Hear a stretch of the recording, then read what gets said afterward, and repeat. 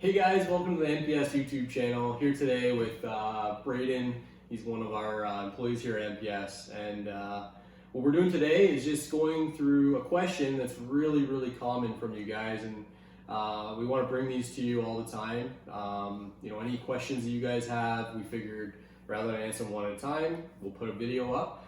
And today's question is about what do brands look for? You guys are spending the time to fill out an application on NPS. You've identified a brand, whether it's a fishing or hunting brand that you're really interested in, and you kind of want some insight into what are they actually looking for besides what they've indicated in the campaign that we're promoting for them.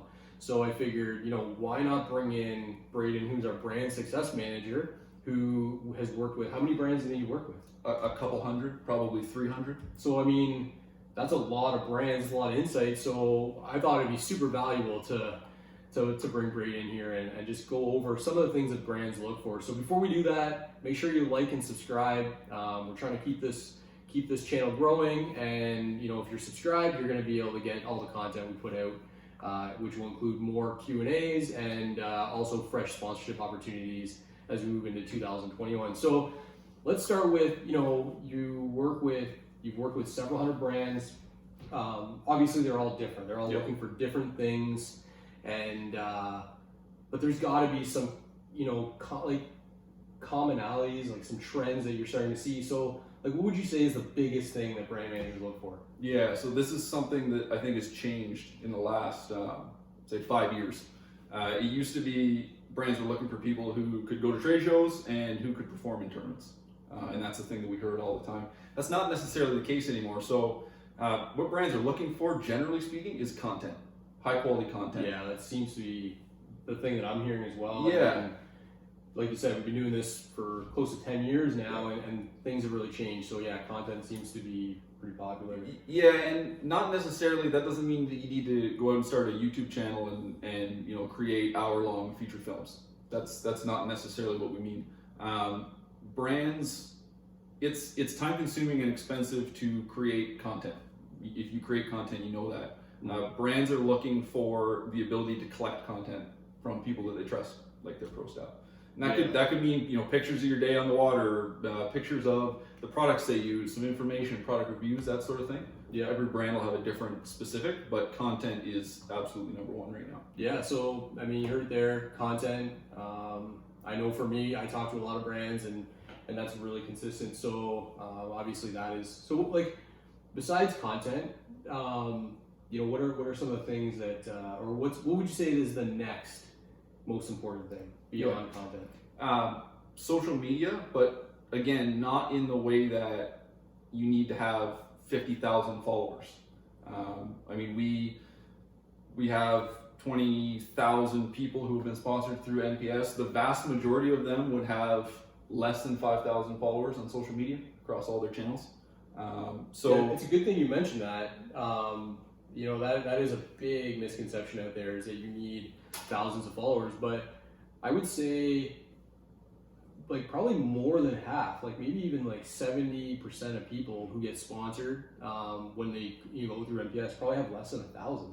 Would you say that's probably considered true? Yeah, that would be true. So part of the process of applying for sponsorship through NPS is connecting your social media accounts, and that allows the brand to get a full picture of how you show up online and how you represent yourself, to see if that aligns with what the brand wants. Yeah. So I get to put eyeballs on all of those accounts, and I think you're right. Yeah, probably half would be less than 1,000 followers. Yeah. So in case you're not familiar with the process that we're talking about here, so Braden helps the brands when they're in the final stages of a campaign with us. So what we mean by a campaign is a brand has decided, okay, it's time for us to add some brand ambassadors or ProStaff, or they might call them VIPs. There's tons of names for them. ProStaff is probably the most common. And Braden, what he'll do is the brand will say, look, this is the type of person I'm looking for. And here at NPS, we help the brand filter down. So we don't necessarily do the selections, but we help with the organizing of the applicants, and then we help the brand by presenting them with a really easy way to look at each person. And when you connect all your social accounts, that not only allows our team here at NPS to review your application, but when the brand goes to make the final decision, they're able to also put eyeballs on it and pretty much verify kind of the information we already given them. Yeah. So it is really important if you do decide to apply through MPS to get sponsored. I would highly encourage you to connect your social media accounts. Yeah, and like Dan said, we're not selecting the teams. That's not something that we do. But we do help to organize those applications, and the social media is a big part of it. It's not the be all end all. Yeah. You absolutely can get sponsored without social media accounts, but it certainly helps. And something to mention there with the social media side of things, well, you don't need to have a huge following and thousands of followers. Think about how your account shows up when a brand is reviewing it. Take a look at the pictures and the content that you have on there. If you're looking to get sponsored, that brand is putting a lot of trust in you that you're going to represent their brand in the way that makes sense to them and the way that they want to portray their brand. Most brands are going to tend to shy away from content that is, either extremely controversial or that could be seen in some way as unprofessional. So keep it family friendly on your social media channels. That's something that people fall into a trap on, where they otherwise might be good candidates for sponsorship. Yeah, I think that's really a really good point, because oftentimes when we work with a brand, especially on, work with a brand that we've done more than one campaign with, oftentimes when we go to talk about how to, if they only use a campaign to bring people in for a year, we often try to review how that went. Like, did they have success with those anglers or hunters? Did it deliver? And oftentimes that's one of the biggest things that we hear is, yeah, the value we got and the quality we got was really good. However, we had one or two X people that, kind of deviated and started being offensive or going off the rails a little bit on social media. So always be aware of that, for sure.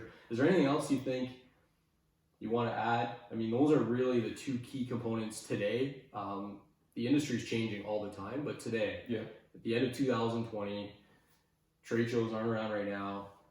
They'll probably come back. I can't imagine that we won't get to go to another trade show again, but right now those are the things that are really important. Is there anything else you think the brand, thinks is really important? Yeah, so you're trying to get sponsored, but obviously you also want to stay sponsored. What that comes down to is participation and or commitment with the program. So, it's one thing to impress a brand with your content and your presence online and that sort of thing to the point where they want you to join their team. But if you don't participate in the program and you don't get on board with the initiatives that the brand is running, you're not going to be on the team next year. And then that sort of defeats the purpose. So, participate with the campaigns that they're doing. If the brand needs someone to, go somewhere to an event to represent them and that opportunity is presented to you, think about participating, right? That's why you want to be sponsored. So there's always some people that, they get sponsored and they slap a sticker on the truck and that's the end of it. Yeah. That'll work for 1 year. But that's really not what the whole point of a ProStaff or an influencer or brand ambassador, whatever you would like to call it, what that program is about. That value has to go both ways. Yeah, ultimately it's about you helping that brand get more sales. So if you can help with that, there's a good chance they're going to be happy.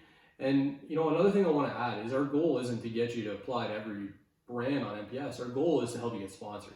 I mean, we're passionate about what we do, and we know how exciting it is when people get sponsored. And we know how hard it is. We know how hard it is.